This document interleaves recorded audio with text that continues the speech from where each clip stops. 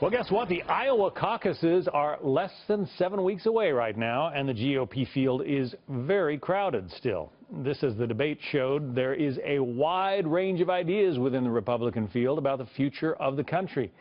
New York Times columnist Ross Douthat writes, quote, we've had tastes in the Republican debates of what that contest would have looked like, mostly when Paul has sniped at Rubio from the corner of the stage. Yet the possibility of a real clash of ideas hasn't gone the way of Paul's campaign. Instead, if the race came down to the three men currently leading in the national polls, Republican primary voters would be facing their most ideologically consequential choice since 1980. Let's talk about it with Angela Mcglowan, Fox News political analyst, and Santita Jackson, radio talk show host and a Fox News contributor. You say, Santita, that Republicans are really facing a dilemma. The party itself is facing a dilemma this year. Well, you know, I think they're at an inflection point, and it's very, very exciting to see because, you know, look, I'll put it back to my mother. She said you win by addition, not by subtraction. And so the question is whether the Republicans are going to be exclusionary or inclusionary, if I can come up with another word. And the ground is fertile for them to include people. 51% of Americans make $28,000 a year or less. That's not enough. Even though we call ourselves middle class, the fact is we might have middle class values. We don't have middle class pocketbooks. We have a $1 trillion student loan problem. What are we going to do about this?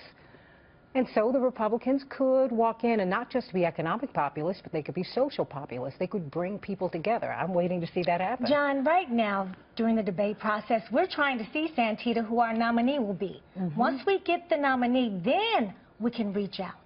And I think it's great that Trump is in the race. And I don't listen to the New York Times or read the New York Times because they're not great policymakers, are they? Angela. But diversity of voices is good. The only thing that I have a problem with is the fact that many of the candidates, they're actually having Trump set the record, having Trump set the tone. If I were running for office, I would look to Carly Fiorina and take a page out of her playbook because she answers the questions, John, but then she goes onto her agenda. But when Donald Trump said, as he did on, the day he opened his campaign, that Mexicans are rapists and killers coming across the border and he wants to ban Muslims, is that the way to grow the party? John, I'm a Republican. I'm a registered Republican. And do I look like that I think that Mexicans, or do I sound like a rapist? Just because one person has that point of view. And he's saying some of the sentiment dealing with not all Americans, but some Americans. The Tea Party is in the party. That's why his poll numbers are up. But Donald Trump does not set the platform or the tone for the Republican Party. And the press, they're giving him too much attention, and the candidates are. I don't agree with that. I think that now you have the outliers in both parties who are giving the parties the energy.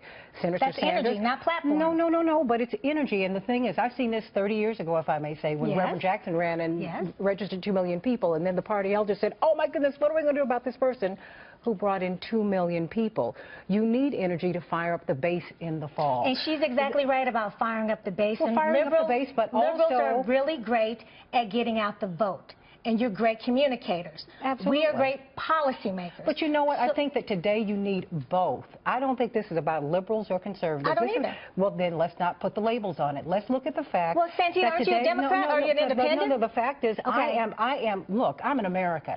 What I want more than anything, I don't want a Democratic president or a Republican president. What do you want?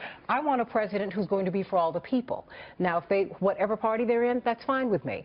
At the end of the day, what we have to do, even in the primary process, Angela, is bring people in under the tent. Even Mr. Trump said a couple of nights ago, look, I don't want to be as divisive as I've been.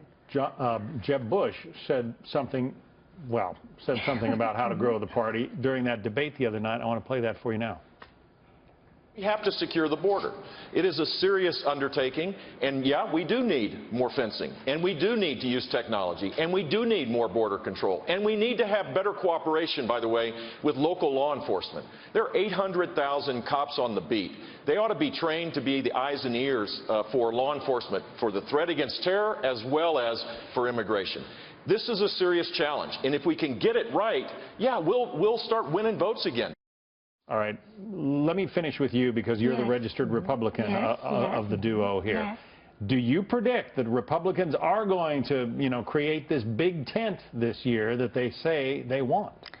I think they have a grand opportunity in 2016. If anybody could do it, it's Jeb Bush. Remember, his brother received 45% of the Latino vote and 11% of the black vote nationally, 16% in Ohio, which gave him 4 more years. So if we are to follow George W. Bush's lead, I believe that we can. But right now, John, infighting and the actual candidate that said that Mexicans were rapists, that's not a good start. Well, I'm not for that. I'm not for exclusion. I'm for inclusion for everybody.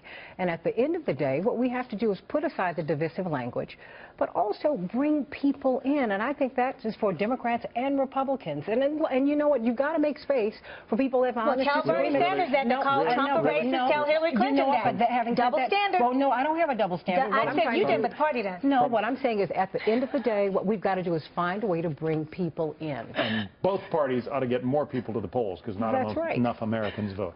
Santita Jackson, Angela Mcglowan, thank you. Thank you.